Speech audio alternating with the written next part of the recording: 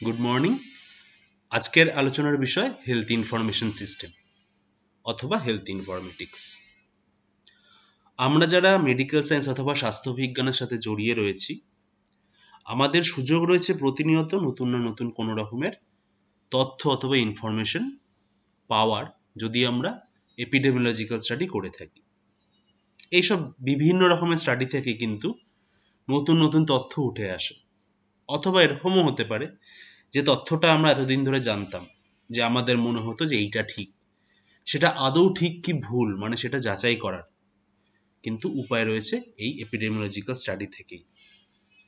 অথবা আমরা যেটা জানতাম সেটা সম্পর্কে আরো সুবিস্তারে অথবা ইনডেপথ জানার জন্য কিন্তু আমাদের এপিডেমিওলজিক্যাল স্টাডি করতে হয়।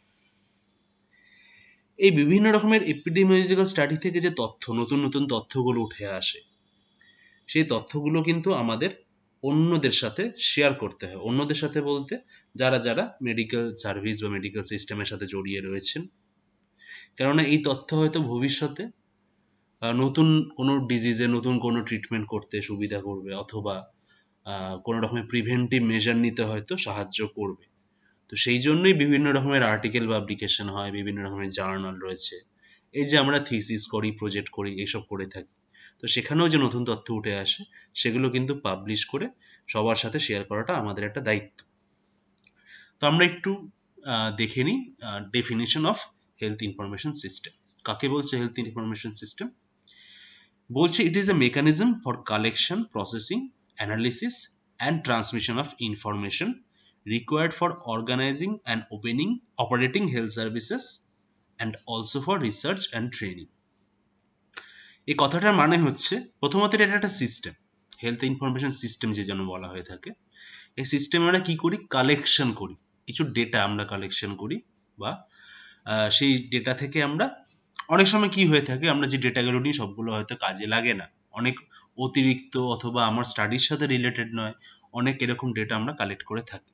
তো সেগুলোকে বাদ দিয়ে যেটুকু আমার দরকার সেটাকে নিয়ে আমরা প্রসেসিং করি। প্রসেসিং করার পরে যখন আমরা অ্যানালিসিস করছি, অ্যানালিসিস থেকে কিন্তু আমার স্টাডির রেজাল্টটা বেরিয়ে আসবে। তাহলে এরপরে আমি জানতে পারবো যে আমি অ্যাকচুয়ালি কি তথ্য পেলাম আমার এই এপিডেমিওলজিক্যাল স্টাডি থেকে। এরপরে যেটা হচ্ছে সব থেকে ইম্পর্টেন্ট, ট্রান্সমিশন অফ ইনফরমেশন। মানে প্রথমেই যেটা বলেছি যে এই তথ্যগুলো কিন্তু আমাদের অন্যদের সাথে শেয়ার করতে হবে। বেসিক্যালি যেখানে যে authority actually responsible for organising and operating health services, মানে ধরুন রাজ্য সরকার, কেন্দ্র সরকার, এদের সাথে যদি আমরা এই ইনফরমেশনগুলো শেয়ার করি, তাহলে বিভিন্ন রকমের ন্যাশনাল প্রোগ্রামগুলো ন্যাশনাল লেভেলে অথবা স্টেট লেভেলে এবং ডিস্ট্রিক্ট লেভেলেও কিন্তু অপারেট করতে সুবিধা হবে। সেই জন্য এই প্রোগ্রামগুলো অর্গানাইজ করার জন্য এবং সেটাকে অপারেট করার জন্য, মানে বাস্তবায়িত করতে গেলে কিন্তু এই ইনফরমেশন বা তথ্য যেগুলো আমরা পাচ্ছি বিভিন্ন রকমের স্টাডি থেকে, সেগুলো কিন্তু ট্রান্সমিট করতে হবে। ট্রান্সমিট মানে শেয়ার করা, খুব সহজ ভাষায়। And also for research and training. তো রিসার্চ বলতে অবভিয়াসলি আমি যে নতুন তথ্য পাচ্ছি সেটা, সেই তথ্যকে বেস করেই, সে তথ্যের উপর নির্ভর করেই পরবর্তী আরো নতুন নতুন রিসার্চ হয়তো তৈরি হবে। এবং ট্রেনিং, আমরা যে বিভিন্ন রকমের ট্রেনিং দিয়ে থাকি বা নিয়ে থাকি, যেমন ধরুন national vector borne disease control প্রোগ্রামে ট্রেনিং হচ্ছে, তো সেখানে আমরা জানতে পারছি যে ম্যালেরিয়া, ডেঙ্গি, জাপানিজ এনকেফেলাইটিস এগুলো কিভাবে প্রিভেন্ট করতে হয়। তো বিভিন্ন রকমের এর আগে যে স্টাডিগুলো হয়েছে সেখান থেকে যে তথ্যগুলো উঠে এসেছে সেইটা বেস করেই এই ট্রেনিংগুলো দেওয়া হয়। যে অন্য স্টাডিতে দেখা গেছে যে এরকমভাবে যদি আমরা চলি, আমরা যদি এগুলো অ্যাভয়েড করি অথবা এগুলো যদি করে থাকি, তাহলে কিন্তু মসকিউটো বোর্ন ডিজিজ প্রিভেন্ট করতে সুবিধা হবে। তো খুব সহজ ভাষায় বিভিন্ন রকমের ডেটা নিয়ে কালেক্ট করে সেখানে যতটুকু আমাদের কাজে লাগবে সেটাকে ব্যবহার করে, এবং সেখান থেকে যে তথ্যটা আমরা পাচ্ছি সেটা সবার সাথে শেয়ার করতে হবে। তারপরে সেই তথ্যগুলোকে কাজে লাগিয়ে বিভিন্ন রকমের হেলথ সার্ভিস সেগুলোকে অর্গানাইজ করা হবে এবং অপারেট করা হবে। এছাড়া রিসার্চ করতে অথবা ট্রেনিং দেওয়ার সময় কিন্তু আমাদের এই তথ্যগুলো উপরে আমরা নির্ভরশীল। অবজেক্টিভ কি কি হেলথ ইনফরমেশন সিস্টেমের? To provide information that is, তো কিছু কিছু আমরা এই হেলথ ইনফরমেশন সিস্টেম থেকে যে তথ্যগুলো পেয়ে থাকি তার কিছু ক্রাইটেরিয়া রয়েছে। প্রথমটা হচ্ছে রিলায়েবল, রিলায়েবল মানে হচ্ছে নির্ভরযোগ্য কোনো সোর্স বা উৎস থেকেই আমাদের কিন্তু তথ্যগুলো নিতে হবে, ঠিক আছে? যেমন ধরুন আপনি জানতে চাইছেন যে আজকে শিয়ালদা স্টেশন থেকে অমুক ট্রেন ছাড়বে কিনা। আপনি এমনি লোকজনকে জিজ্ঞেস করতে পারেন আপনার আশেপাশে, অথবা শিয়ালদা স্টেশনে গিয়ে এমনি লোকজনকে জিজ্ঞেস করতে পারে। সেটার মধ্যে অনেকে কিন্তু ভুলও বলে থাকবেন, অনেকে ঠিকও বলে থাকবেন। তো সেক্ষেত্রে রিলায়েবল বা নির্ভরযোগ্য সোর্স কোনটা? আপনি চলে গেলেন ওখানকার এনকোয়ারিতে এবং তাদের জিজ্ঞেস করলেন যে আজকে এই ট্রেনটা চলছে কিনা। তারা যেটা বলবে সেটা কিন্তু রিলায়েবল সোর্স। তো সেই জন্যই আমরা যে তথ্যটা নিচ্ছি সেটা কিন্তু রিলায়েবল হওয়া দরকার। রেলিভেন্ট বলতে, রেলিভেন্ট মানে হচ্ছে পরিস্থিতির সাথে যেটা প্রয়োজনীয়, পরিস্থিতির বিচারে, বা কোনো রেলিভেন্স রয়েছে কিনা। তার মানে হচ্ছে ধরুন আমি ডায়াবেটিসের উপর একটা স্টাডি করছি, সেখানে গিয়ে আমি যদি এমন একটা ব্যাপারে জিজ্ঞাসাবাদ শুরু করি যেটার সাথে ডায়াবেটিসের কোনো সম্পর্ক নেই, তাহলে কিন্তু সেক্ষেত্রে আমি বলবো যে সেই যে ইনফরমেশনটা আমরা নিচ্ছি সেটা কিন্তু রেলিভেন্ট নয়। সেই জন্য যেইটা মানানসই এবং প্রয়োজনীয় আপনার স্টাডির সাবজেক্টের বেসিসে, সেটাকে আমরা বলছি রেলিভেন্ট। আপ টু ডেট তার মানে হচ্ছে একদম সময়ের সাথে সাথে সেটা আপডেটেড থাকতে হবে। আমি আজকে থেকে 10 বছর আগের ডেটা নিয়ে তো আমার খুব একটা লাভ নেই, এর মধ্যে হয়তো অনেক কিছু চেঞ্জ হয়ে গেছে। তো কোনো একটা স্টাডি করার সময় আমরা চেষ্টা করি একদম রিসেন্ট ডেটাটুকু নেওয়ার, ঠিক আছে? যেমন এখন যেরকম করোনা ভাইরাসের একটা প্যান্ডেমিক চলছে, আপনি জানতে চাইবেন যে আজকে বা এই সপ্তাহে কতগুলো ডেথ হয়েছে বা কতগুলো নতুন কেস হয়েছে ওয়েস্ট বেঙ্গলে, ঠিক আছে? প্রথম সপ্তাহে যখন করোনা ভাইরাস ডিটেক্ট হয়েছিল তখন কতগুলো কেস হয়েছিল, এটা জেনে আমার এই মুহূর্তে খুব একটা লাভ নেই। তো একদম আপডেটেড কিন্তু ইনফরমেশন আমাদের জানা দরকার। অ্যাডিকুয়েট এবং রিজনেবলি কমপ্লিট, কথা দুটো অনেকটা কাছাকাছি। অ্যাডিকুয়েট মানে হচ্ছে আমি যেই ব্যাপারে স্টাডিটা করছি সেটার জন্য আমার যতটুকু দরকার পুরোটুকুই আমার নিতে হবে তথ্য। আর রিজনেবলি কমপ্লিট বলতে অনেক সময় হয়ে থাকে যে খুব সহজ একটা এক্সাম্পল দিই, আমরা যখন প্রজেক্ট করি অথবা থিসিস করি, তখন আমাদের যে শিডিউলটা থাকে, যে কোশ্চেনের একটা কাগজ থাকে আমাদের হাতে, অনেক সময় আমরা দেখি যে স্টুডেন্টরা যেটা করে ওটা ইনকমপ্লিট ফিল করে নিয়ে আসে। কারোর হয়তো বয়সের ঠিক লিখলো না কত, অথবা কারোর হয়তো জেন্ডারটা লিখতে ভুলে গেছে, বা ভিতরের যে বিভিন্ন রকমের ইনফরমেশন আমাদের দরকার সেগুলো অনেকগুলো বাদ পড়ে গেছে। তো এরকম তথ্য যেগুলো ইনকমপ্লিট সেটা থেকে কিন্তু আমাদের খুব একটা লাভ হবে না। সেই জন্য আমাদের সবসময় কমপ্লিট মানে সম্পূর্ণ তথ্য যেটাতে রয়েছে সেটাই আমাদের বেশি দরকার। এর সাথে যেটা রয়েছে সেটা হচ্ছে টাইমলি, তার মানে একদম সময় ধরে ধরে কিন্তু আমাদের তথ্যটা পাওয়ার কথা। আপনারা ইয়ের কথা জানেন, ইন্টিগ্রেটেড ডিজিজ সার্ভেলেন্স প্রোগ্রাম, যেটা আইডিএসপি, সেখানে কিন্তু বিভিন্ন রকমের রোগ যখনই নোটিফাইড হচ্ছে অথবা ডায়াগনোসড হচ্ছে তখন কিন্তু আপনার ডিস্ট্রিক্ট লেভেলে, স্টেট লেভেলে এবং সেন্ট্রাল লেভেল অবধি সেইগুলো তথ্য কিন্তু পাঠানোর কথা, এবং সেগুলো কিন্তু আপনার সময় ধরে ধরেই পাঠানোর কথা। এমন নয় যে পাঠিয়ে দেবো আজকের দিনের শেষে অথবা সামনের সপ্তাহে পাঠিয়ে দেবো, এরকম নয়। এখানে কিন্তু একদম ঠিক করা থাকে যে আপনাকে দিনের শেষে এগুলো পাঠাতে হবে অথবা সপ্তাহের শেষে এগুলো পাঠাতে হবে। তো সেইভাবেই কিন্তু একটা প্রোগ্রাম যেখানে হেলথ ইনফরমেশন কালেকশন করা হচ্ছে সেটা কতটা এফিসিয়েন্টলি চলছে সেটা কিন্তু বোঝার একটা ইম্পর্টেন্ট উপায় হচ্ছে যে তারা টাইমলি ইনফরমেশনটা পাঠাচ্ছেন কি পাঠাচ্ছেন নয়।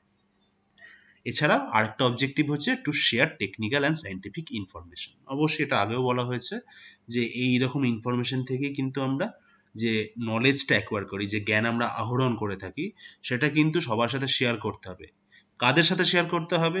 সবার সাথে নাম বলে বরং বলা উচিত যে যাদের সাথে শেয়ার করলে সেটা অ্যাকচুয়ালি কাজে লাগবে। মানে আমি একটা স্টাডি করে, মেডিকেল সায়েন্স রিলেটেড স্টাডি করে সে যে তথ্যটা পেলাম সেটা আমি রাস্তার লোককে বললে তো কোনো লাভ নেই। তো সেই জন্যই যাদের বললে এটা অ্যাকচুয়ালি কাজে লাগবে, যারা হেলথ সার্ভিস দিচ্ছেন, যারা বিভিন্ন রকমের প্রোগ্রাম, ন্যাশনাল প্রোগ্রামগুলো ডিস্ট্রিক্ট লেভেলে অথবা স্টেট লেভেলে রান করছেন, এদের সাথে যখনই আমরা আমাদের অভিজ্ঞতা শেয়ার করে থাকি, ইনফরমেশন শেয়ার করে থাকি, তখনই কিন্তু সেইটার উপরে নির্ভর করে পরবর্তী পলিসি যেগুলো ড্রাফটিং হয়। পলিসি কথাটার মানে হচ্ছে খুব সহজ ভাষায় যে এর পরবর্তীকালে ন্যাশনাল প্রোগ্রামটা কি কি চেঞ্জ করা দরকার, সেটার জন্য কিন্তু এই ইনফরমেশনগুলোই কাজে লাগে, এবং এই ইনফরমেশনগুলোর উপরেই বেস করে তারা ন্যাশনাল প্রোগ্রামের চেঞ্জগুলো করেন। সেগুলো প্রথমে ড্রাফটিং হয় এবং পরে সেগুলো ফাইনালাইজ করা হয়। তো এই হলো অবজেক্টিভ। আচ্ছা, এখানে একটা জিনিস আমাদের জানা দরকার যে ডেটা ভার্সেস ইনফরমেশন। অনেক সময় আমরা এই দুটো শব্দকেই ইউজ করে থাকি একই মানে বোঝানোর জন্য, কিন্তু অ্যাকচুয়ালি তারা কিন্তু দুটো আলাদা শব্দ। আর ডেটা হচ্ছে প্লুরাল শব্দ, ডেটাম হচ্ছে সিঙ্গুলার শব্দ। তো আমরা যখনই সেন্টেন্স লিখবো তখনই লিখবো ডেটা ওয়্যার বা ডেটা আর, ডেটা ইজ কখনো লিখবো না, কেননা যেটা বললাম ডেটা কিন্তু প্লুরাল একটা শব্দ। আচ্ছা, ধরুন এই এক্সাম্পলটা আমি অনেক জায়গায় দিয়ে থাকি, যে আমি 100 জন স্টুডেন্ট নিলাম, আমার এমবিবিএস স্টুডেন্ট, তাদের আমি ব্লাড প্রেশার মাপলাম। তো আমার কাছে এখন 100টা সিস্টোলিক ব্লাড প্রেশার রয়েছে, 100টা ডায়াস্টোলিক ব্লাড প্রেশার লেখা রয়েছে। তো এই যে সংখ্যাগুলো লেখা রয়েছে এগুলো কিন্তু কিছুই নয়, এগুলো হচ্ছে ডেটা। সংখ্যাগুলো কিন্তু নিজে থেকে কোনো রকমের মানে থাকে না, এগুলো জাস্ট একটা সংখ্যা বা এক একটা সংখ্যা। একইভাবে আমি যদি 100 জন স্টুডেন্টের তাদের জেন্ডার জানতে চাই, তো অনেকগুলো এরকম মেল থাকবে, অনেকগুলো ফিমেল থাকবে, ঠিক আছে? এগুলো কিন্তু অবজারভেশন, ডিসক্রিট অবজারভেশন বলা হচ্ছে। তো এগুলো হচ্ছে ডেটা।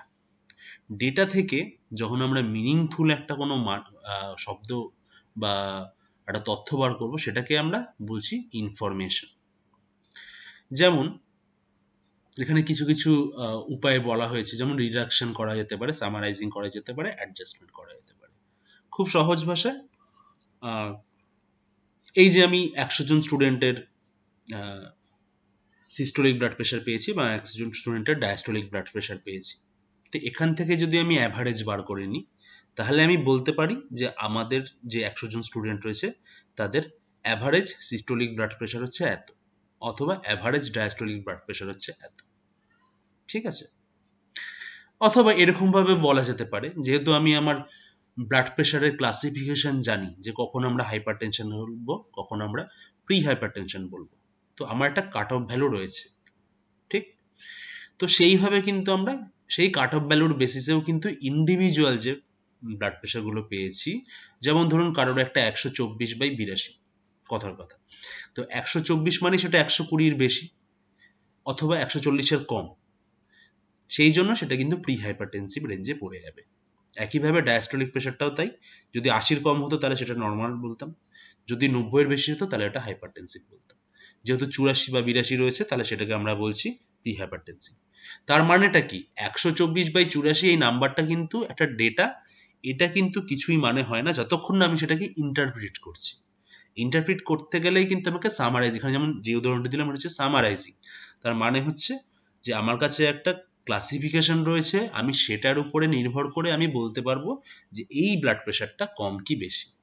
এরকম ভাবেই আপনি সবার 100 জনের ব্লাড প্রেশার থেকে কিন্তু দিনের শেষে বলে দিতে পারবেন যে আমার 100 জন স্টুডেন্টের মধ্যে এতজনের ব্লাড প্রেশার নর্মাল, এতজন কিন্তু হাইপারটেনসিভ, এবং এতজন মাঝামাঝি জায়গায় অথবা প্রি হাইপারটেনশনে রয়েছে। অনেক সময় যেটা করা হয় যে আমরা প্রজেক্ট করানোর সময় দেখেছি স্টুডেন্টরা কিছু আননেসেসারি ডেটা নিয়ে আসে, অনেক সময় একই ডেটা দুবার করে নিয়ে থাকতে পারে, তো সেগুলো কিন্তু বাদ দিতে হয়। আননেসেসারি ডেটা অথবা ডুপ্লিকেশন যেগুলো রয়েছে সেগুলো বাদ দিয়ে, যেটাকে আমরা ডিডাকশন বলি, তারপরে আমরা সামারাইজিং, অ্যাডজাস্টমেন্ট এসব করে নিয়ে কিন্তু আমরা যেটা পাচ্ছি, যেটা মিনিংফুল একটা ব্যাপারে দাঁড়াচ্ছে, সেটাকে বলা হচ্ছে ইনফরমেশন। ঠিক আছে, এই দুটো একটু মাথায় রাখতে হবে।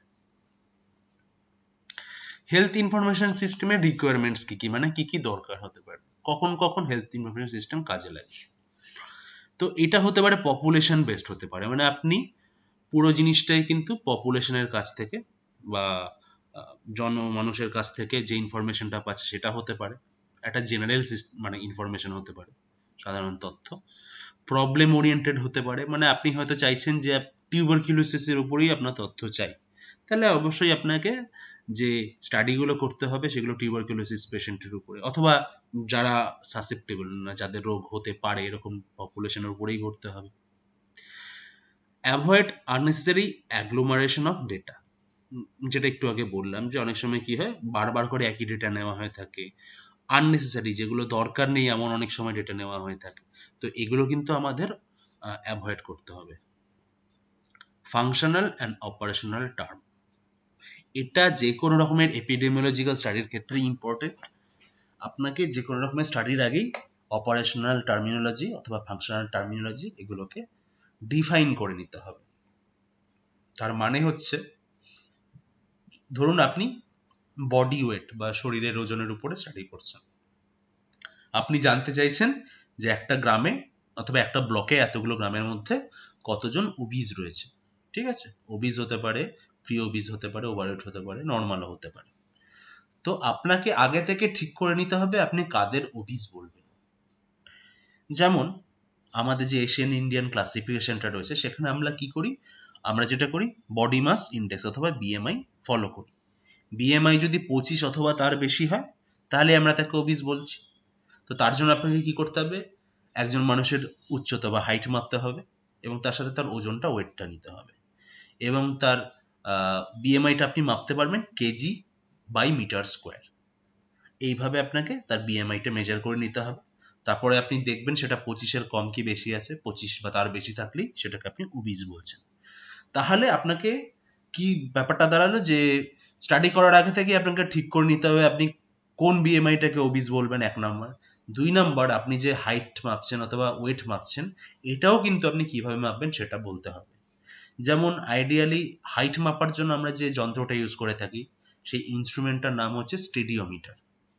কিন্তু আপনি যদি গ্রামে গ্রামে গিয়ে কাজ করেন অত একটা লম্বা যন্ত্র নিয়ে আপনি যাতায়াত করতে পারবেন না। তো সেক্ষেত্রে আমরা নন স্ট্রেচেবল টেপ যেটা থাকে, যে ফিতে থাকে মাপার জন্য, সেটাই ব্যবহার করে থাকি। তো সেটা আপনাকে মেনশন করতে হবে। কিন্তু একই রকম ভাবে ওয়েট মাপার জন্য আমরা যে বাথরুম ওয়িং স্কেল নিচ্ছি সেটা আমাদের মেনশন করতে হবে। তো এইভাবেই বিভিন্ন রকমের টার্মিনোলজিগুলো আমাকে ডিফাইন করতে হয়, এবং কখনো কখনো যে ফাংশনাল যে ডেফিনিশনগুলো রয়েছে, যে আমি হাইট কি করে মাপছি, ওয়েট কি করে মাপছি, ব্লাড প্রেশার কি করে মাপছি, এগুলোকে মেনশন করাটা ভীষণ রকমের দরকার। এক্সপ্রেস ইনফরমেশন মানে হচ্ছে আপনি যে ইনফরমেশনগুলো পেলেন সেগুলোকে কিন্তু আপনাকে এবার এক্সপ্রেস করতে হবে। তার মানে হচ্ছে খুব সহজ ভাষায় আপনি যদি দেখেন বিভিন্ন রকমের স্টাডি, সেখানে রেজাল্ট পার্টে দেখবেন কিছু টেবিল থাকে, কিছু ডায়াগ্রাম থাকে। তার মানেটা কি, এই যে ইনফরমেশনটা সেটা সবসময় আমরা যে সেন্টেন্স করে প্যারাগ্রাফ করে লিখি, অনেক সময় হতে পারে তাড়াহুড়ো করার জন্য আমরা ওই প্যারাগ্রাফটা পড়তে ইচ্ছা করছে না বা পড়ার সময় নেই। এই টেবিলগুলো অথবা এই ফিগারগুলো মানে বার ডায়াগ্রাম, পাই ডায়াগ্রাম, এগুলো দেখলেই কিন্তু আমাদের অ্যাট এ গ্লান্স মানে সাথে সাথে একটা আইডিয়া হয়ে যাবে যে কি রেজাল্ট পেয়ে থাকতে পারি এই স্টাডি থেকে। ঠিক আছে, তো তো সেই জন্য এক্সপ্রেস করাটা ভীষণ রকমের দরকার। এই বিভিন্ন রকমের ফিগার যে বললাম, যেমন টেবিল, পাই ডায়াগ্রাম, বার ডায়াগ্রাম, হিস্টোগ্রাম, এগুলো সবগুলোই আপনাদের পরে পড়ানো হবে। আপাতত এইটুকু শুধু বুঝুন যে যে তথ্যটা আমরা পাচ্ছি সেটাকে এক্সপ্রেস করতে হবে যাতে সেটা দেখে মানুষ বুঝতে পারে যে আমরা কি তথ্য পেয়েছি। এবং ফিডব্যাক, এটা হচ্ছে ভীষণ একটা ইম্পর্টেন্ট পার্ট হেলথ ইনফরমেশন সিস্টেমের, যে আমি যে তথ্যটা পেয়েছি সেটা তো আমাকে আবার জানাতে হবে। খুব আর একটা ভালো এক্সাম্পল হচ্ছে এই যে আপনি ম্যালেরিয়া কন্ট্রোল করছি, আমি এনভিবিডিসিপি দিয়ে ম্যালেরিয়া কোনো গ্রামে গ্রামে অথবা কোনো ব্লকে ম্যালেরিয়া কমানোর চেষ্টা করছি। তো আপনি সেটা একটা ইভ্যালুয়েশন স্টাডি করলেন যে এই যে প্রোগ্রামটা চলছে এই দুটো গ্রামে বা এই 3টে গ্রামে ঠিকঠাক চলছে কিনা আপনি দেখতে চাইছেন। তো আপনি গিয়ে গিয়ে দেখলেন, গ্রামে গ্রামে ঘুরে দেখলেন যে এসব গ্রামে খুব একটা স্প্রেইং হচ্ছে না, যে আমরা ইনসেকটিসাইড স্প্রে করে থাকি সেটা হচ্ছে না, অথবা গ্রামের মানুষ মশারি ব্যবহার করছে না, বা তারা জানে না যে জল জমতে দেওয়া যাবে না, কারণ জল জমলেই সেখানে মশা জন্মাবে এবং মশা থেকে কিন্তু মশাজনিত যে রোগগুলো রয়েছে সেগুলো কিন্তু হতে পারে। তার মানেটা কি, আপনি যে ইনফরমেশনটা বা তথ্যটা পেলেন যে এই কয়েকটা গ্রামে আমার এই ন্যাশনাল প্রোগ্রামটা খুব একটা ভালোভাবে কাজ করছে না, এবং সেটাকে আপনাকে ফিডব্যাক দিতে হবে। কারণ ফিডব্যাক দিলে তার মানে হচ্ছে আপনি যখনই জানাচ্ছেন যারা এই প্রোগ্রামটা করছেন তাদের যে এই 3টে গ্রামে আমি ঘুরে দেখলাম যে এখানে ঠিকঠাক হচ্ছে না, তখনই তারা জানতে পারবেন যে এই 3টে গ্রামে কোনো সমস্যা রয়েছে। তখন তারা চেষ্টা করবেন যাতে ভবিষ্যতে সেই গ্রামগুলোতে আরো ভালো করে কাজ করা যায় এবং ম্যালেরিয়ার ইনসিডেন্স যাতে সেই সব গ্রামে কমে যায়। সেই জন্য ফিডব্যাকটা ভীষণ রকমের ইম্পর্টেন্ট। হেলথ ইনফরমেশন সিস্টেমের বিভিন্ন রকমের কম্পোনেন্ট রয়েছে, মানে কি কি জিনিসে আমরা ইনফরমেশন জানতে পারি। ডেমোগ্রাফি অথবা ভাইটাল ইভেন্টস রিলেটেড। ডেমোগ্রাফি বলতে আমরা বয়স বোঝাই, যে কত বয়স, অথবা জেন্ডার, তারা পুরুষ কি ফিমেল মহিলা, এটা জানতে পারি। তাদের ধর্ম, তারা হিন্দু হতে পারেন, মুসলিম হতে পারেন, খ্রিস্টান হতে পারেন, শিখ হতে পারেন, যাকে এগুলো হচ্ছে ডেমোগ্রাফির মধ্যে পড়ে। এছাড়া এডুকেশন হতে পারে, তাদের শিক্ষাগত যোগ্যতা কতটা, অথবা অকুপেশন, জীবিকা সম্পর্কে আমরা জানতে পারি। ভাইটাল ইভেন্টস বলতে মেইনলি যেটা বোঝায় যে জন্ম, মৃত্যু, বিবাহ, এগুলোকে, ঠিক আছে। এনভায়রনমেন্টাল হেলথ স্ট্যাটিস্টিক্স, যেটা বিশেষ করে মেডিকেল সায়েন্স তো অবশ্য দরকার রয়েছে, যে এছাড়াও এনভায়রনমেন্টাল সায়েন্সের ক্ষেত্রে যেমন বাতাসের মধ্যে কতটা পলিউশন রয়েছে, কতটা সালফার রয়েছে, কতটা নাইট্রোজেন রয়েছে, কতটা কার্বন মনোক্সাইড রয়েছে, এগুলো সম্পর্কে আমরা জানতে পারি। অথবা আমাদের মেডিকেল সায়েন্সে যেটা কাজে লাগে এনভায়রনমেন্টাল হেলথ স্ট্যাটিস্টিক্সে, যেমন আপনি যেটা বললাম যে আমাদের সারা দেশের মধ্যে যদি আপনি দেখেন যে হটস্পট দেখা হয় অনেক সময়, যে ম্যালেরিয়ার কেস কোথায় কোথায় বেশি হচ্ছে, অথবা কোথায় কোথায় মশা বেশি জন্মাচ্ছে, এগুলো যদি আপনি জানতে পারেন, বা বিভিন্ন রকমের ভেক্টর, বিভিন্ন রোগের যে ভেক্টরগুলো রয়েছে তারা কোথায় কোথায় জন্মাচ্ছে, এগুলো কিন্তু আমরা এনভায়রনমেন্টাল হেলথ স্ট্যাটিস্টিক্স থেকে জানতে পারি। হেলথ স্ট্যাটাস থেকে মেইনলি ইনসিডেন্স প্রিভ্যালেন্স জানার জন্য হতে পারে। হেলথ রিসোর্সেস, হেলথ রিসোর্স বলতে আমরা কি বোঝাই? হেলথ রিসোর্স বলতে আমরা বোঝাই যে এই যে বিভিন্ন রকমের ইনফ্রাস্ট্রাকচার থেকে, হসপিটালগুলোতে যে সেট আপগুলো থাকে সেগুলো যথেষ্ট কিনা জানার জন্য, অথবা আমার যথেষ্ট পরিমাণ মতো ডাক্তার রয়েছে কিনা, নার্সিং স্টাফ রয়েছেন কিনা, বা অন্যান্য নন মেডিকেল যে পার্সোনাল থাকেন, গ্রুপ ডি স্টাফ থাকতে পারে, এরা সময় ঠিক পরিমাণ মতো রয়েছে কিনা একটা হেলথ হসপিটাল রান করার জন্য, সেগুলো হেলথ রিসোর্স থেকেই জানা যায়। অথবা বিভিন্ন রকমের ল্যাবরেটরিতে যে ইনস্ট্রুমেন্ট দরকার, যন্ত্রপাতি দরকার, সেগুলো রয়েছে কিনা, এগুলো আমরা হেলথ রিসোর্স থেকে জানতে পারি।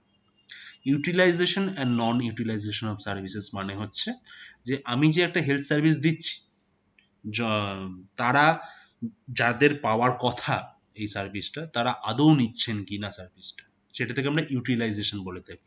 আর নন ইউটিলাইজেশন মানে তারা হয়তো ব্যবহার করছেন না, তাহলে আমরা জানার চেষ্টা করি যে তারা কেন ব্যবহার করছেন না সার্ভিসটা, তারা কেন সেই সুবিধাটা নিচ্ছেন না। যেমন সরকারি হাসপাতালে কিন্তু ফ্রিতে চিকিৎসা করা হয়ে থাকে, যারা মায়েরা ডেলিভারি করতে আসছেন তারা তো ইনফ্যাক্ট টাকাও পান জননী সুরক্ষা যোজনা থেকে। কারণ যদি আমরা দেখি যে মায়েরা তাও ডেলিভারি করাতে আসছেন না, তাহলে আমরা গ্রামে গ্রামে গিয়ে অথবা শহরে যে কোনো জায়গাতেই হোক না কেন, সেখানে গিয়ে মায়েদের সাথে কথা বলে জানার চেষ্টা করতে পারি যে তারা কেন আসছেন না, এই নন ইউটিলাইজেশন অফ সার্ভিসেসটা কেন হচ্ছে। আচ্ছা, ইন্ডিসেস অফ আউটকাম মানে বিভিন্ন রকমের ন্যাশনাল প্রোগ্রাম থেকে আমরা যে তাদের ইভ্যালুয়েশন যখন করে থাকি যে সে প্রোগ্রামটা ঠিকঠাক চলছে কি চলছে না, সেটা দেখার জন্য আমরা অনেক সময় ইন্ডেক্স ব্যবহার করে থাকি। তো সেটা ব্যাপারটা কি, যেমন ধরুন আপনি দেখতে চাইছেন যে অ্যানুয়াল প্যারাসাইট ইনসিডেন্স, এটা এক ধরনের ইন্ডেক্স। কিন্তু তো অ্যানুয়াল প্যারাসাইট ইনসিডেন্সে কি দেখা হয়, যে কতজন কেস ডায়াগনোসড হচ্ছে আপনার যতগুলো লোক আছে তার মধ্যে। আমি এটা খুব সহজভাবে বললাম, একটা ফর্মুলা রয়েছে। তার মানেটা কি, আমি যত এই একটা সংখ্যাই আমাকে বলে দেবে যে আমার ন্যাশনাল প্রোগ্রামটা ঠিকঠাক করে রান করছে কিনা, এবং সেটাই কিন্তু আমার কাছে একটা খুব বড় রকমের তথ্য বা ইনফরমেশন। এছাড়া ফাইন্যান্সিয়াল স্ট্যাটিস্টিক্সও রয়েছে, যেমন একটা হসপিটাল যদি চালাতে হয় তাহলে আমাকে, বা একটা ট্রিটমেন্ট যদি করতে হয় তাহলে আমার কত খরচা হচ্ছে, কোন খাতে কত খরচা হচ্ছে, ওষুধ কিনতে কত টাকা খরচা হচ্ছে, আমার স্টাফদের মাইনে দিতে কত টাকা খরচা হচ্ছে, এই বিভিন্ন রকমের স্ট্যাটিস্টিক্স গুলো কিন্তু আমরা হেলথ ইনফরমেশন সিস্টেম থেকে পেয়ে থাকি। হেলথ ইনফরমেশনের কিছু ব্যবহার লেখা আছে, এগুলো মোটামুটি বলাই হয়েছে। To measure and quantify health status, তো আপনি ডিজিজ মাপা তো সেভাবে যায় না, আপনি বলতে পারেন না এটা কম বা এটা বেশি, তো সেখানে আপনাকে কোয়ান্টিফাই করতে হবে কিভাবে, সেটা আমরা ওই ইনসিডেন্স অথবা প্রিভ্যালেন্স দিয়েই বোঝাই, যে আমার ম্যালেরিয়ার ইনসিডেন্স এত, আমার টিউবারকিউলোসিসের ইনসিডেন্স এত। তো সেভাবে আমরা কিন্তু ডিজিজ, আমরা আইডিয়া একটা পাই যে আমার সারা দেশে অথবা রাজ্যে অথবা আমার শহরে, আমার গ্রামে এই ডিজিজের এতগুলো পেশেন্ট রয়েছে। সেখান থেকে আমরা একটা ধারণা করতে পারি, যখনই আমরা কম্পেয়ার করার চেষ্টা করি, যেটা দ্বিতীয় পয়েন্টে লেখা আছে কম্পারিজন, মানে আপনি অন্যান্য আপনার গ্রামের সাথে পাশের গ্রামের তুলনা করতে পারেন, আপনার রাজ্যের সাথে পাশের রাজ্যের বা অন্য রাজ্যের তুলনা করতে পারেন, এমনকি আমাদের দেশের সাথে অন্য দেশের তুলনা করা যেতে পারে। যেই মুহূর্তে আমি তুলনা করব তখন কিন্তু আমার একটা আইডিয়া হবে যে হ্যাঁ, আমাদের অবস্থা ওদের থেকে বেটার, অথবা আমাদের অবস্থা ওদের থেকে খারাপ। তো তখনই কিন্তু আপনি সেভাবে স্টেপটা নিতে পারবেন। Planning, administration and management of health services. এটা আমি একদম প্রথমে বলেছিলাম যে যারা হেলথ সার্ভিস রান করছেন তাদের কিন্তু হেলথ ইনফরমেশনটা ভীষণ রকমের দরকার, কারণ সেটার উপরে নির্ভর করেই তারা এই হেলথ সার্ভিসগুলোকে প্ল্যান করেন, অ্যাডমিনিস্টার করেন এবং সেটাকে ম্যানেজ করেন। ঠিক। অ্যাসেসমেন্ট অফ অ্যাকমপ্লিশমেন্ট কথাটার মানে এই ক্ষেত্রে দাঁড়াচ্ছে আগের স্লাইড যেটা বললাম যে ইন্ডেক্স দেখা হচ্ছে বা ইন্ডিসেস দেখা হচ্ছে। তো আপনি যেটা আপনার হেলথ সার্ভিস থেকে বা আপনার একটা হেলথ প্রোগ্রাম থেকে যেটা অ্যাচিভ করার চেষ্টা করছেন, যেটা যেই জায়গায় আপনি যাওয়ার চেষ্টা করছেন, সেখানে আপনি গেছেন কিনা অথবা কতটা দূরে আপনি রয়েছেন, কতটা আপনাকে আরো এগোতে হবে, সেটা কিন্তু আইডিয়া পাওয়া যায় এই হেলথ ইনফরমেশন থেকে। যেমন আমি বলছি যে আমার অ্যানুয়াল ব্লাড এক্সামিনেশন রেট অথবা ABER হচ্ছে কথা 8%। তাহলে এই কথাটার মানেটা কি যে আপনার যতগুলো লোক আছে তার আপনি 8% অথবা 8% লোকের ব্লাড এক্সামিনেশন করেছেন স্লাইড টেনে অথবা র্যাপিড ডায়াগনস্টিক টেস্ট দিয়ে। এটা ম্যালেরিয়ার ক্ষেত্রে প্রযোজ্য। আমার ন্যাশনাল প্রোগ্রাম বলছে, সেখানকার গাইডলাইন বলছে আমাকে 10% করতেই হবে। তো আপনি জানেন আপনার 8% হয়েছে, তাহলে এই অ্যাকমপ্লিশমেন্ট যখন আপনি অ্যাসেসমেন্ট করছেন তখন আপনি বুঝতে পারলেন যে আপনার 2% শর্টেজ রয়েছে, তাহলে আপনাকে পরের বার কিন্তু এই 2% করতেই হবে এবং তার থেকে বেশি হলে তো কোনো ক্ষতি নেই। এইভাবেই বিভিন্ন রকমের ইন্ডেক্স থেকে আমরা জানতে পারি যে আমরা কোথায় যাওয়ার চেষ্টা করছি এবং কোথায় রয়েছি, এবং যেটুকু গ্যাপ রয়েছে সেটাকে আমরা তখন সেভাবে কিন্তু ম্যানেজ করার চেষ্টা করি। Assessing degree of satisfaction of beneficiaries. অনেক সময় যেটা হয় যে ফিডব্যাকের কথা আমরা আগে বলেছি, যে যাদের আমরা সার্ভিসটা দিচ্ছি তাদের কাছ থেকে আমরা ফিডব্যাক নিতে পারি, যে তারা জানাবেন যে তাদের কোন জিনিসগুলো ভালো লেগেছে অথবা কোন জিনিসগুলো ভালো লাগেনি, কোথায় তারা অসুবিধা ফেস করেছেন। এগুলো বললে হতে পারে আমি একটা আমার ন্যাশনাল প্রোগ্রামে এমন ওষুধ দিচ্ছি যেখান থেকে এই যারা ওষুধটা নিচ্ছেন তাদের অনেক সাইড এফেক্ট হচ্ছে।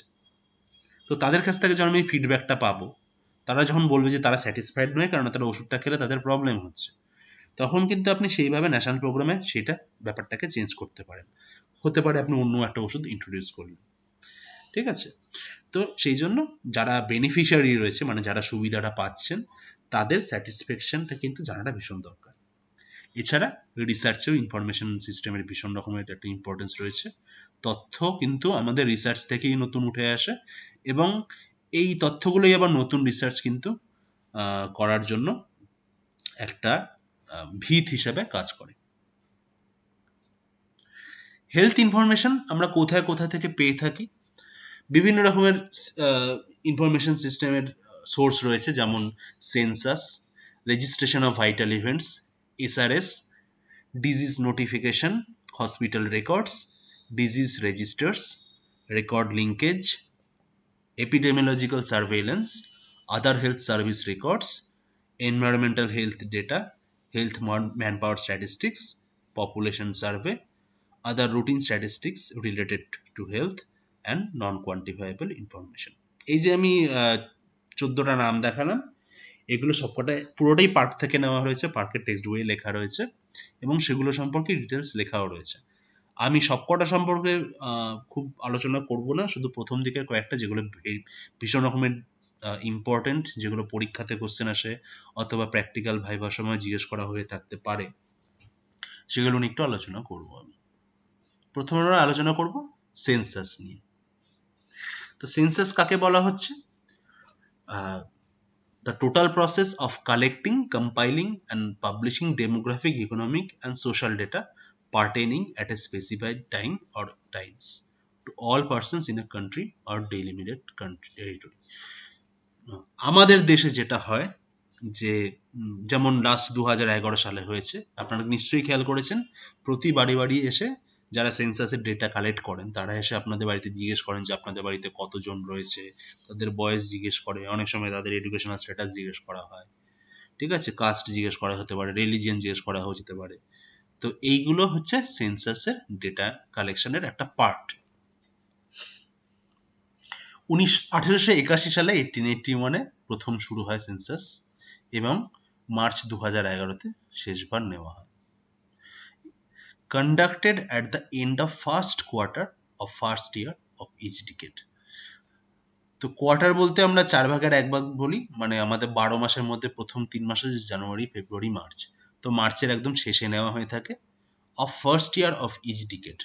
এই যেমন ডিকেডটা এখন যেটা চলছে সেটা 2011 থেকে 2020, তার ফার্স্ট ইয়ার হচ্ছে 2011 এবং এন্ড অফ ফার্স্ট কোয়ার্টার হচ্ছে মার্চ মাস। তো সেটাই লেখা আছে যে মার্চ 2011 সালে নেওয়া হয়েছিল, এরপরে আবার মার্চ 2021 সালে নেওয়া হবে। দুটো ফেজ রয়েছে, একটা হচ্ছে হাউস লিস্টিং অপারেশন আর হচ্ছে পপুলেশন এনুমারেশন। তো বাড়ি বাড়িতে গিয়ে জিজ্ঞেস করার আগে ওনাদের কিন্তু হাউস লিস্টিং করতে হয়, মানে আগে বাড়িগুলোকে আইডেন্টিফাই করতে হয়। বিভিন্ন রাজ্যের আন্ডারে বিভিন্ন ডিস্ট্রিক্ট রয়েছে, তার আন্ডারে বিভিন্ন ব্লক রয়েছে, তো সেখানে বিভিন্ন ভিলেজ থাকবে, ভিলেজের আন্ডারে যে বাড়িগুলো রয়েছে এভাবে ওনাদের সিরিয়ালি নাম্বার করে, ওনাদের কোডিং সিস্টেম থাকে আলাদা করে, ওনারা সেভাবে আগে হাউস লিস্টিং করে বাড়িগুলোকে আইডেন্টিফাই করে নেন।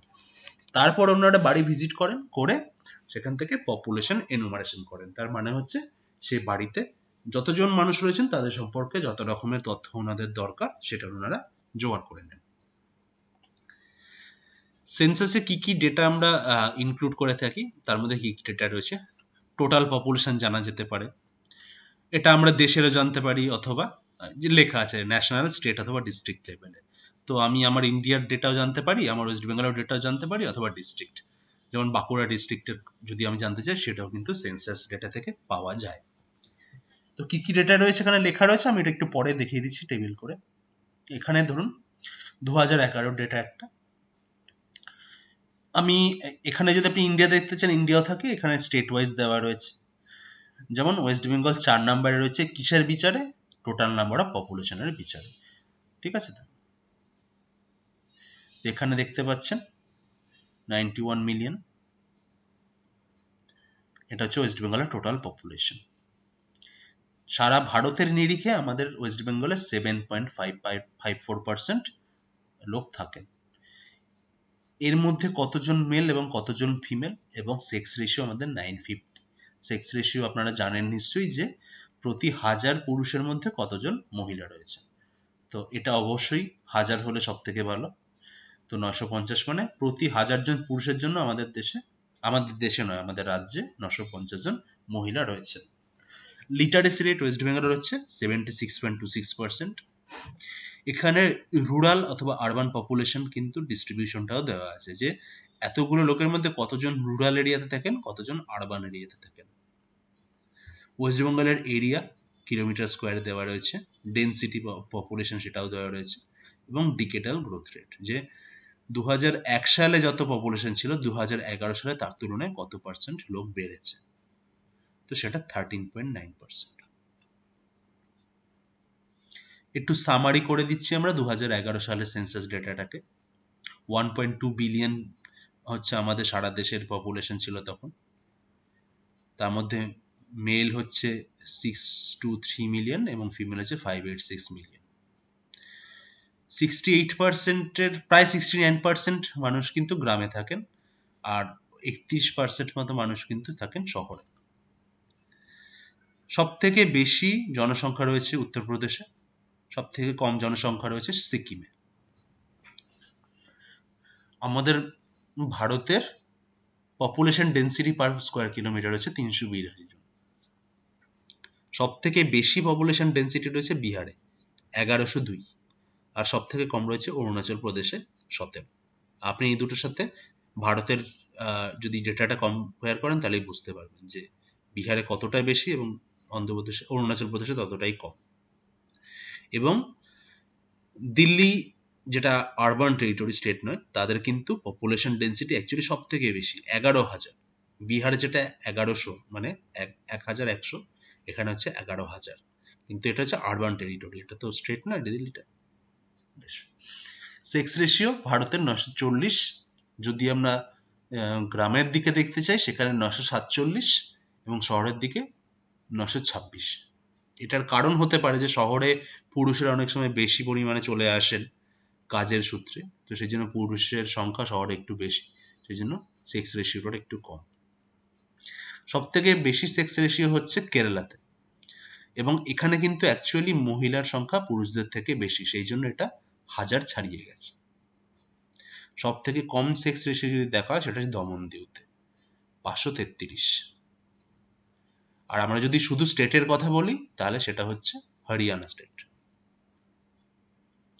আচ্ছা, লিটারেসি রেট সারা ভারতে 74%, মেল হচ্ছে 82% আর ফিমেল হচ্ছে 65%। শহর আর গ্রামের কম্পেয়ার করলে দেখছি আমরা শহরে অলমোস্ট 85% আর এখানে হচ্ছে অলমোস্ট 69%। সব থেকে বেশি লিটারেসি রেট হচ্ছে কেরালা ডিস্ট্রিক্ট স্টেটে, আর সব থেকে কম রয়েছে বিহারে 63.8%। ম্যারিড অথবা বিবাহিত পপুলেশন হচ্ছে 45.6%, যারা কখনোই বিয়ে করেননি 49.8%, উইডোড যাদের স্বামী বা স্ত্রী মারা গেছেন 4.3%, যারা ডিভোর্স অথবা সেপারেটেড 0.3%। ডিসেবলড পার্সেন্ট মানে কোনো না কোনো রকমের ডিসেবিলিটি রয়েছে এরকম 21 মিলিয়ন অথবা 2.1% হচ্ছে আমাদের দেশের জনসংখ্যা।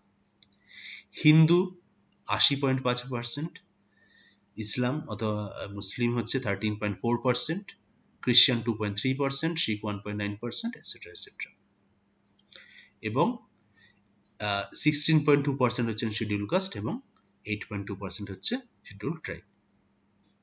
ঠিক আছে, পয়েন্ট নাম্বার 2 হচ্ছে registration of vital events. Vital events বলতে আমরা যেগুলো বলে থাকি যে এক্ষেত্রে আমরা live birth, death, fetal death, marriage, divorce, adoption, legitimation, recognitions, annulments, legal separation, এগুলোকেই আমরা ভাইটাল ইভেন্টস বলে থাকি। এবং আমাদের ক্ষেত্রে যেটা বেশি দরকার live birth, death, fetal death, ম্যারেজটা, এগুলোই আমাদের একটু বেশি দরকার। এটা জানতে হবে যে time limit for registering the events of birth and death is 21 days।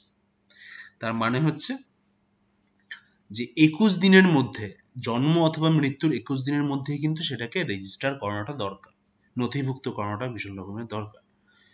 তো সেই জন্যই বার্থ রেজিস্ট্রেশন অথবা ডেথ রেজিস্ট্রেশনের ম্যাক্সিমাম অ্যালাউয়েবল টাইম হচ্ছে, যতদিন অবধি দেরি করা যায় সেটা হচ্ছে 21 দিন। যত তাড়াতাড়ি করে নেওয়া যায় ততই ভালো, 21 দিনের পর করা উচিত নয়। লে রিপোর্টিং এর একটা উপায় রয়েছে, তার মানে হচ্ছে হতে পারে যে যাদের ফ্যামিলিতে হয়েছে ডেথ অথবা বার্থ তারা কেউ বললেন না, অন্য কেউ হয়তো গিয়ে বলে আসলেন যে এরকম জায়গায় আপনারা নোটিফাই করতে পারেন যে এরকম জায়গায় একজন মারা গেছেন অথবা একটা বাচ্চা জন্মেছে, এটাও কিন্তু লে রিপোর্টিং পসিবল। তবে এর প্রবলেমটা কি লে রিপোর্টিং এর, যে এই যে সংখ্যাগুলো আমরা পাই যে কতজন মারা গেছেন অথবা কতজন জন্মেছে, সেগুলো কিন্তু সবসময় নির্ভরযোগ্য হয় না, অনেক রকমের কিন্তু ভুল তথ্য আমরা পেয়ে থাকি, সেটা একটা বড় সমস্যা। 3 নাম্বার হচ্ছে এসআরএস, সেটা হচ্ছে স্যাম্পল রেজিস্ট্রেশন সিস্টেম। ঠিক আছে, স্যাম্পল রেজিস্ট্রেশন সিস্টেমটা কিন্তু প্রতি বছর করা হয়, যেটা সেন্সাসে হচ্ছে 10 বছর পর পর করা হচ্ছে, এসআরএস কিন্তু প্রতি বছর করা হচ্ছে এবং এটা ন্যাশনাল লেভেল এবং স্টেট লেভেলেই করা হয়ে থাকে। দু রকমের সিস্টেম রয়েছে, একটা হচ্ছে যেখানে এনিউমারেটর যিনি রয়েছেন উনি সারা বছর ধরেই কিন্তু বার্থ এবং ডেথ এটার একটা রিপোর্টিং করে যাচ্ছেন, উনি হিসাব রাখছেন যে কতজন জন্মাচ্ছে কতজন মারা যাচ্ছে। আরেকজন থাকেন ইনভেস্টিগেটর থাকেন, যিনি 6 মাস পর পরে এসে দেখেন যে এনিউমারেটর যে ডেটাগুলো দিয়েছে সেটার সাথে মিলছে কি মিলছে না। ঠিক আছে, তো বেসিক্যালি ইনি হচ্ছে ইনভেস্টিগেটর, হচ্ছেন এনিউমারেটর যে কাজ রয়েছে সেটাকে ইভ্যালুয়েট করছে। তো এইভাবেই করা হয়ে থাকে। সাধারণত এটাকে স্যাম্পল রেজিস্ট্রেশন সিস্টেম কেন বলছে, সেন্সাসে যেমন পুরো দেশ জুড়ে করা হয়ে থাকে, স্যাম্পল রেজিস্ট্রেশন সিস্টেমে সেটা করা হয় না, পুরো দেশ জুড়ে প্রতি বছর আপনি ইনফরমেশন নেবেন সেটা কিন্তু সম্ভব নয়। তো সেই জন্য স্যাম্পল রেজিস্ট্রেশন সিস্টেমে একটা স্যাম্পল, ছোট একটা স্যাম্পল নিয়ে বা কয়েকটা স্যাম্পল নিয়ে তার উপরেই একমাত্র করা হচ্ছে, এই ইনফরমেশনগুলো নেওয়া হচ্ছে এবং আপনি সেখান থেকে যা রেজাল্টগুলো পাচ্ছেন সেটা আপনি বলছেন যে সারা দেশে এই রেজাল্টগুলো মোটামুটি পাওয়া যেতে পারে। তো আপনি স্যাম্পল কিভাবে নেবেন, রুরাল এরিয়া কি করে বাঁচবেন বা গ্রাম কি করে বাঁচবেন এবং শহর কি করে বাঁচবেন। একটা গ্রামকে নেওয়া হয়ে থাকে সাধারণত স্যাম্পল হিসাবে, অথবা যে গ্রামে পপুলেশন 2000-এর বেশি, হতে পারে বিশাল একটা বড় গ্রাম, তাহলে তার একটা পার্ট মানে একটা অংশকে একমাত্র নেওয়া হবে স্যাম্পল হিসাবে। আর যেসব ব্লকে পপুলেশন মোটামুটি 750 থেকে 1000, সেই ব্লকটাকে একটা শহরের স্যাম্পল হিসেবে, আরবান স্যাম্পল হিসেবে নেওয়া হয়ে থাকে। ঠিক আছে, তো আমরা এখান থেকে যে ইনফরমেশন গুলো পাই মোটামুটি হচ্ছে বার্থ রেট এবং death rate. Crude birth rate হতে পারে, ক্রুড ডেথ রেট হতে পারে, এজ স্পেসিফিক ফার্টিলিটি রেট হতে পারে, টোটাল ফার্টিলিটি রেট হতে পারে, ইনফ্যান্ট মর্টালিটি, আন্ডার 5 মর্টালিটি এবং অ্যাডাল্ট মর্টালিটি, যে কতজন মারা যাচ্ছে কোন বয়সে সেটাও। এছাড়া maternal mortality ratio, neonatal mortality rate, এইগুলো জানা যেতে পারে। তার মানে বিভিন্ন রকমের ডেথ অথবা বার্থ রিলেটেড কিন্তু ইনফরমেশন, ম্যাক্সিমাম ক্ষেত্রে দেখবেন ডেথ রিলেটেড ইনফরমেশন আমরা এই এসআরএস থেকে আর স্যাম্পল রেজিস্ট্রেশন সিস্টেম থেকে পেয়ে থাকি। নোটিফিকেশন অফ ডিজিজ, যেটা ভীষণ ইম্পর্টেন্ট, আমরা ডিজিজের বা মরবিডিটি ডেটা পেয়ে থাকি ইনসিডেন্স থেকে এবং ডিস্ট্রিবিউশন থেকে। তো ইনসিডেন্স মানে হচ্ছে কতগুলো নতুন কেস হচ্ছে, যে এই মাসে কটা টিবির কেস পাওয়া গেছে, অথবা এখন আমি বলবো যে আজকের দিনে কটা করোনা কেস পাওয়া গেছে, এটা হচ্ছে আপনার ইনসিডেন্স। আর এই মুহূর্তে কতগুলো করোনা কেস রয়েছে, যেগুলো হতে পারে তার মধ্যে কিছু আজকের নতুন কেস এবং কিছু অনেকদিন ধরে রয়েছেন, তারা এখনো টেস্ট পজিটিভ দেখাচ্ছে বা নেগেটিভ হয়নি এখনো, সেটা হয়ে যাবে আমার প্রিভ্যালেন্স কেস। তো কিছু কিছু ডিজিজ থাকে যেগুলোকে নোটিফাই করতেই হয়, মানে আপনাকে ওপর মহলে জানাতে হবে, কেননা হতে পারে সেই ডিজিজগুলো ভীষণ রকমের কন্টাজিয়াস অথবা কমিউনিকেবল, মানে একজন থেকে আরেকজনের মধ্যে ছড়ায় হয়তো খুব ঘন ঘন, খুব দ্রুত, এবং তার জন্য হয়তো হেলথ হ্যাজার্ড যেগুলো, তাতে শারীরিক ক্ষতি অনেক বেশি হতে পারে। ইন্টারন্যাশনাল লেভেলে আপনাকে কলেরা, ইয়েলো ফিভার আর প্লেগ, এই তিনটাকে আপনাকে নোটিফাই করতেই হবে, এবং নোটিফিকেশন সিস্টেম ফলো করতে করতে সেটা আলটিমেটলি WHO কাছে রিপোর্ট চলে যায়। এছাড়া কিছু কিছু ডিজিজ আছে যাতে সার্ভেলেন্সে রাখা হয়, ঠিক আছে, যেমন টাইফাস হতে পারে, রিল্যাক্সিং ফিভার যেটা rickettsial disease, poliomyelitis, influenza, malaria, rabies, salmonellosis. ঠিক, কি সমস্যা রয়েছে, লিমিটেশন কি এটার? লিমিটেশন হচ্ছে যেহেতু নোটিফিকেশন অফ ডিজিজ বলা হচ্ছে এটাকে, তার মানে কি হেলথ অথরিটি, যারা, যে ডাক্তারবাবু দেখছেন একটা ডিজিজ ডায়াগনোসিস করছেন, অথবা যে হাসপাতালে একটা ডিজিজ ডায়াগনোসিস হয়েছে, তাদের কিন্তু নিয়ম হচ্ছে যেটা বললাম, যে তাদের উপরের লেভেলে তারা রিপোর্টটা পাঠাবে, ওই আইডিএসপি হোক বা যেভাবেই হোক, তারা রিপোর্টটা পাঠাবে যে আমি একটা এই কেস পেয়েছি। তো যেহেতু একটা হেলথ ইনফরমেশন সিস্টেমের থ্রু দিয়ে আপনার ডেটাটা বা ইনফরমেশনটা উপর মহলের দিকে যাওয়ার কথা বা উপরের লেভেলের দিকে যাওয়ার কথা, সেখানে সবসময় লিমিটেশন যেটা প্রথমে চলে আসবে সেটা হচ্ছে যে ডায়াগনোসিস ঠিক হচ্ছে কি হচ্ছে না। অনেক সময় কি হয়, রং ডায়াগনোসিস হয়, অথবা অনেক সময় কি হয়, আন্ডার ডায়াগনোসিস হয়, মানে যতগুলো কেস রয়েছে আপনি ততগুলো কেস রিপোর্ট করলেন না, হয়তো ডায়াগনোসিসই হলো না। সো এখানে আন্ডার রিপোর্টিং এর একটা প্রবলেম চলে আসে। যেমন ডেঙ্গির সময় সব ডেঙ্গি কেস হয়তো ডায়াগনোসিস নাও হতে পারে, বা সব হয়তো রিপোর্টিং হলো না, সেটাও একটা সম্ভাবনা রয়েছে। একইভাবে করোনার সময়ও তাই, যে করোনা কতগুলো হচ্ছে অথবা কতজন করোনা থেকে মারা যাচ্ছেন, এই রিপোর্টগুলো ঠিকঠাক কিন্তু অনেক সময় নাও পৌঁছাতে পারে। তো এই লিমিটেশনগুলো কিন্তু নোটিফিকেশন অফ ডিজিজের থেকে যাবে।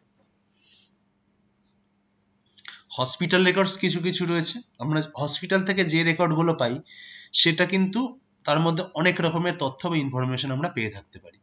যেমন জিওগ্রাফিক্যাল ডিস্ট্রিবিউশন, আপনি দেখছেন যে আপনার টিবি ওয়ার্ড রয়েছে, তাদের সবার প্রেসক্রিপশনটা বা যে কাগজ থাকে, টিকিট থাকে, সেটা আপনি খুলে দেখছেন তাদের জিওগ্রাফিক্যাল ডিস্ট্রিবিউশন।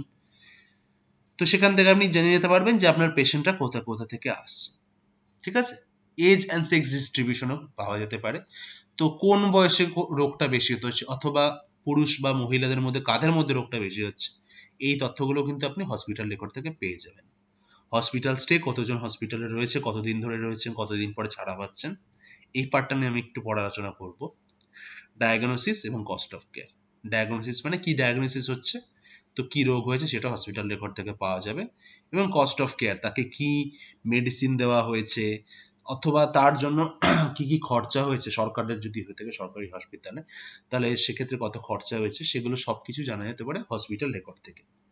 ড্রব্যাক কি, একই ব্যাপার, যেহেতু এটা রেকর্ড বেসড, মানে লেখা রয়েছে, আপনাকে ওই লেখা যেটা রয়েছে সেটার উপরেই ডিপেন্ড করতে হবে।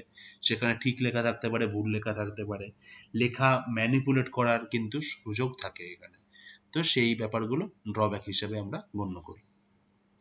আচ্ছা, এক্ষুনি যে বলছিলাম হসপিটাল রেকর্ডের মধ্যে হসপিটাল স্টে রিলেটেড কিছু আলোচনা আমরা করব। আমরা 4টে পয়েন্ট আলোচনা করব। Bed occupancy rate, average length of stay, bed turn over ratio এবং বেড টার্ন ওভার ইন্টারভেল। ঠিক আছে, এখানে কিছু সংখ্যা রয়েছে এবং কিছু ফর্মুলা রয়েছে। আমি কি লেখা আছে খুব সহজভাবে একটু বলে দেওয়ার চেষ্টা করি। সেটা হচ্ছে বেড অকুপেন্সি রেটে আপনার বলা হয়ে থাকে যে আপনার যে হসপিটালে বেড রয়েছে, যতগুলো বেড রয়েছে তার মধ্যে কত শতাংশ বেডে পেশেন্ট রয়েছে। এটা হচ্ছে খুব সহজ ভাষা। ঠিক আছে, তো একটা ফর্মুলা দেওয়া রয়েছে, ফর্মুলাটা একটু দেখে নেবেন, পারলে একটু মুখস্থ করে নিতে পারেন। এগুলো অনেক সময় জিজ্ঞেস করে একটু অ্যাডভান্স, যেহেতু আপনারা এখন এমএসসি পড়ছেন, আপনাদের ক্ষেত্রে ইম্পর্টেন্ট হতে পারে। তো যেটা বলা হচ্ছে আইডিয়ালি কিন্তু 80-85% বেড কিন্তু অকুপাইড থাকা উচিত। অকুপাইড মানে তাতে পেশেন্ট রয়েছে, সেটাকে অকুপাই করে রেখেছেন। 10-15% বেড কিন্তু খালি থাকা উচিত। কেননা এমন হতে পারে একটা এমার্জেন্সি সিচুয়েশন, যে কোথাও একটা বড় রকমের বাস অ্যাক্সিডেন্ট হয়ে গেল, একটা ট্রেন অ্যাক্সিডেন্ট হয়ে গেল, অথবা কোথাও একটা বড় রকমের ফুড পয়জনিং হয়ে গেল, অনেকগুলো কেস একসাথে চলে এলো, তাদের যাতে বেড দেওয়া যায় সেই জন্য এই এমার্জেন্সি কারণেই 10-15% বেড আইডিয়ালি ভাগই থাকা উচিত। এবার আমরা যারা সরকারি হসপিটালে কাজ করি আমরা দেখেছি, বিশেষ করে আপনি যদি অপস ওয়ার্ডে যান বা ম্যাটারনিটি ওয়ার্ডে যান, যদি আপনি মেডিসিন ওয়ার্ডে যান, দেখবেন যে ফ্লোর অ্যাডমিশন অব্দি হয়েছে, মানে বেডেও কোলাতে পারছে না। তার মানেটা কি? এখানে যেটা লেখা আছে বিও আউট অফ 100%, মানে 100% বেডই কিন্তু ভর্তি হয়ে গেছে। ওভার ইউটিলাইজেশন, যতটা ব্যবহার করা দরকার তার থেকেও বেশি ব্যবহার হচ্ছে। আর 100 পেরিয়ে যাওয়া মানে তো অবভিয়াসলি ফ্লোর অ্যাডমিশন হয়ে যাবে তখন। Occupancy of less than 80% is uneconomical. তো এটাও বলা হচ্ছে যে 80%-এর কিন্তু নিচে থাকা উচিত নয়, 80-85-এর মধ্যেই থাকা উচিত। যদি 80%-এর নিচে হয় তাহলে কি হয়? তাহলে সেখানে বলা হচ্ছে যে একটা হসপিটাল মেইনটেইন করতে যত খরচা হচ্ছে তার থেকে কিন্তু আমরা সেই তুলনায় সার্ভিসটা দিতে পারছি না। ঠিক আছে, মানুষের উপকার কম হচ্ছে, খরচা বেশি হয়ে যাচ্ছে, ব্যাপারটা এরকম। বেশ, অ্যাভারেজ লেংথ অফ স্টে মানে হচ্ছে একটা বেডে মোটামুটি অ্যাভারেজে কদিন করে পেশেন্ট থাকে। ঠিক আছে, এটা অবশ্যই বিভিন্ন ওয়ার্ডে আলাদা আলাদা হবে। যেমন আপনি যদি সার্জিক্যাল ডিপার্টমেন্টগুলোতে যান, অর্থোপেডিক্স ডিপার্টমেন্ট হতে পারে, জেনারেল সার্জারি হতে পারে, এটসেট্রা, তাদের অবশ্যই তাদের লেংথ অফ স্টেটা অনেক বেশি হবে, কারণ পোস্ট অপারেটিভ তাদের অনেকদিন থাকতে হতে পারে। মেডিসিন ওয়ার্ডে অথবা পিডিয়াট্রিক্স ওয়ার্ডে কম্পারেটিভলি হতে পারে হয়তো যে লেংথ অফ স্টে রয়েছে সেটা কিছুটা কম। তো এইটাই ওয়ার্ড টু ওয়ার্ড ভ্যারি করে। তো অ্যাভারেজ লেংথ অফ স্টে মানে কতটা হচ্ছে যে একটা বেডে মোটামুটি কতদিন পেশেন্ট থাকছে। বেড টার্নওভার রেশিও, তার মানে আপনার যে বেডগুলো রয়েছে, হসপিটালে একটা বেড রয়েছে, সারা বছরের নিরিখে ওই বেডটাতে কতজন পেশেন্ট ভর্তি হয়েছে। ঠিক আছে, আপনি যদি ভেবে দেখেন এটা কিন্তু অনেক সময় আগের যে পয়েন্টটা ছিল অ্যাভারেজ লেংথ অফ স্টের উপরে ডিপেন্ড করে। তো যদি কোনো একটা পার্টিকুলার ওয়ার্ডে পেশেন্ট অনেক বেশি দিন ধরে থাকেন, তার মানে সারা বছরে ওই বেডটাতে পেশেন্ট কতজন থাকছেন সেই সংখ্যাটা কম হবে, যে ক্ষেত্রে অ্যাভারেজ লেংথ অফ স্টেটা কম হবে, মানে খুব তাড়াতাড়ি পেশেন্টটা ছুটি পেয়ে যাচ্ছে, অথবা হতে পারে মারাও যাচ্ছেন পেশেন্ট, সেটাও হতে পারে। তো মোট কথা তত তাড়াতাড়ি বেডটা খালি হবে এবং পরের পেশেন্ট এসে তাতে কিন্তু সার্ভিস পেতে পারে। তো বেড টার্নওভার রেশিও মানে এটাই যে সারা বছরের হিসাবে একটা বেডে কতগুলো পেশেন্ট ভর্তি হয়েছেন, এসেছেন চলে গেছেন, এসেছেন পরের পেশেন্ট এসে চলে গেছে, এরকম ব্যাপারটা। ঠিক আছে, এটা হচ্ছে bed turnover ratio. Bed turnover interval মানে হচ্ছে একজন পেশেন্ট ডিসচার্জ হওয়ার পরে তিনি চলে যাচ্ছেন, অথবা ধরুন পেশেন্ট মারা গেছেন, তার কতক্ষণ পরে পরের পেশেন্ট এসে জয়েন করছেন। ঠিক, তো এখানে যেটা দেওয়া আছে নেগেটিভ টার্নওভার ইন্টারভেল, তার মানেটা কি? এটা নেগেটিভে রান করছে। তার মানে কি, একটা পেশেন্ট যখন রিলিজ হয়নি তার আগে থেকেই পরের পেশেন্ট ওয়েট করছে যে ওই বেডটা খালি হলে আমি জয়েন করব। ঠিক আছে, এটা তো বিশেষ করে আপনারা মেডিসিন ওয়ার্ডে দেখে থাকতে পারেন, যে পেশেন্ট ফ্লোরে রয়েছে, যখন ওই বেডটা খালি হবে তখন পেশেন্টকে আপনি আবার ফ্লোর থেকে ওই বেডে দিয়ে দিলেন। তো এটা বলা হচ্ছে ওভার ইউটিলাইজেশন, মানে খুব বেশি রকমের ব্যবহার করা হচ্ছে হেলথ সার্ভিসটা এই পার্টিকুলার হসপিটালে। তো সেক্ষেত্রে বেড বাড়ানো ছাড়া কোনো উপায় নেই। আর যদি লং পজিটিভ টিওআই হয়ে থাকে, মানে অনেক দিন ধরে বেড ফাঁকা পড়ে আছে, তার মানে কিন্তু আপনার আন্ডার ইউটিলাইজেশন হচ্ছে, মানে যতটা ব্যবহার হওয়ার কথা, যে সার্ভিসটা দেওয়ার কথা তার থেকে কম হচ্ছে। বেশ, আইডিয়ালি যেটা হওয়া উচিত short positive time turnover interval, মানে কিছুটা সময় গ্যাপ থাকবে পরের পেশেন্ট জয়েন করার আগে, সেই জন্য সেটা হচ্ছে পজিটিভ, এবং সেই গ্যাপটা খুব একটা বেশি হবে, হয়তো ঘন্টা 2 হতে পারে, ঘন্টা 3 হতে পারে, এরকম। সেটা শর্ট হতে হবে, নট লং। লং মানে অনেকক্ষণ ধরে বেড খালি পড়ে আছে, সেটা না। ঠিক আছে, এছাড়া বাকি যে সোর্সগুলো রয়েছে, যেটা আমি প্রথমেই দেখিয়ে দিয়েছিলাম, এগুলো একটু দেখে নেবেন কাইন্ডলি। ডিজিজ রেজিস্টার থাকে, যেমন আপনি ক্যান্সার রেজিস্টারের কথা জানেন, যে হসপিটাল বেসড হতে পারে অথবা পপুলেশন বেসড হতে পারে, তাতে বিভিন্ন রকমের ক্যান্সারের রেজিস্টার থাকে। সেই রেজিস্টার দেখলেই আপনি এক একটা পার্টিকুলার ক্যান্সার সম্পর্কে অনেক ইনফরমেশন পেতে পারেন, যে কোন এজ গ্রুপে হচ্ছে, কোন জেন্ডারে বেশি হচ্ছে, তাদের রিস্ক ফ্যাক্টর কি ছিল, এটসেট্রা এটসেট্রা, এরকম। রেকর্ড লিঙ্কেজ, এপিডেমিওলজিক্যাল সার্ভেইলেন্স করি যখন আমরা, যেটা ডিজিজের জন্য করতে পারি, এনভায়রনমেন্টাল করতে পারি। তো একটা ডিজিজকে আন্ডার কনস্ট্যান্ট অবজারভেশনে রাখা, এবং সেক্ষেত্রে ডিজিজ ডায়াগনোসিস করা, আইডেন্টিফাই করা কেসদের, এবং তাদের ডিজিজ প্রোগ্রেশন কিরকম হচ্ছে, এই জিনিসগুলো করা কিন্তু করলে অনেক রকমের ইনফরমেশন আমরা পেয়ে থাকি এক্ষেত্রে। এনভায়রনমেন্টাল হেলথ ডেটা যেটা বললাম, তো এইগুলো মোটামুটি রয়েছে। আপনারা একটু কাইন্ডলি পার্কের বইটা দেখবেন। তো আজকের আলোচনাতে আমরা যেটা জানতে পারলাম সেটা হচ্ছে যে বিভিন্ন রকম এপিডেমিওলজিক্যাল স্টাডি রয়েছে, সেখান থেকে নতুন তথ্য উঠে আসে, অথবা পুরনো যে তথ্য রয়েছে সেটা সত্যতা বা সেটা মিথ্যে কিনা বা ভুল কিনা সেটা যাচাই করার একটা উপায় রয়েছে, অথবা কোনো বিষয়ের আরো গভীরভাবে জানার উপায় থাকে। এবং এই যে তথ্যগুলো, এগুলো আমাদের কিন্তু যেখানে দরকার সেখানে কিন্তু শেয়ার করতে হবে, বিশেষ করে ন্যাশনাল প্রোগ্রাম অথবা হেলথ সার্ভিস রিলেটেড যে তথ্যগুলো রয়েছে, কারণ এই তথ্যের উপরে নির্ভর করে কিন্তু ভবিষ্যতে কোনো ন্যাশনাল প্রোগ্রাম হোক বা হেলথ সার্ভিস হোক, সেগুলোকে মডিফাই করা যেতে পারে। যেগুলো সমস্যা রয়েছে তো সেগুলোকে অ্যাড্রেস করে ওনারা সেই চেঞ্জগুলো আনলেন, অথবা মেডিকেল সায়েন্সে নতুন তথ্য আমরা জানতে পারি, নতুন ইনফরমেশন পেয়ে থাকতে পারি, এবং সেখান থেকেই কিন্তু ভবিষ্যতে আরো নতুন নতুন রিসার্চ করার উপায় থাকে। তো আপনারা একটু কাইন্ডলি পার্কের বইটা পড়ুন। এছাড়াও ইন্টারনেটের বিভিন্ন রকমের সোর্স রয়েছে হেলথ ইনফরমেশন নিয়ে, সেগুলো একটুখানি দেখুন। কারো কোনো প্রশ্ন থাকলে আমাকে অবশ্যই জানাবেন, আমি চেষ্টা করব উত্তর দেওয়ার। ধন্যবাদ।